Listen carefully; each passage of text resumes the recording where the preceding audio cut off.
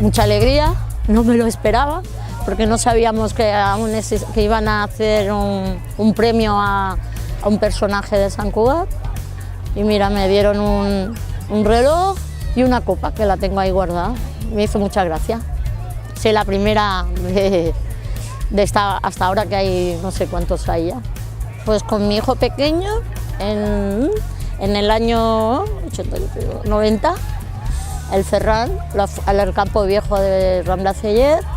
Con 4 años la apunté a jugar a fútbol y luego poco a poco, pues mira, con el Cabana y el Jordi Gomá,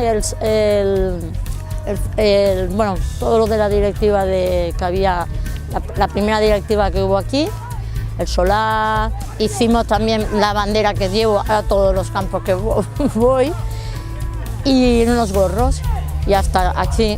Luego, al cabo de los años, en el campo viejo, en el campo nuevo, en el año 2001 así, el presidente Toni, montó el de las niñas, que el entrenador era el Juanjo.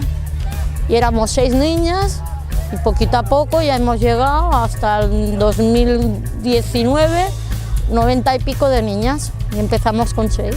Yo lo veo muy bien, lo único que necesitamos es propaganda, alguien que nos patrocine a las niñas y sobre todo al primer equipo y si pueden ser a todo el equipo femenino, que llevemos una propaganda porque no tenemos y buscamos a alguien que patrocine el fútbol femenino.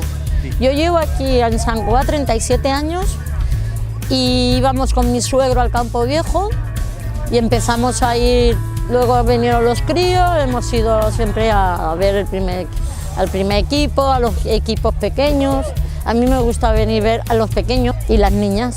Yo vengo también a ver a las niñas al primer equipo, el segundo, y si puedo venir a ver a las pequeñicas también.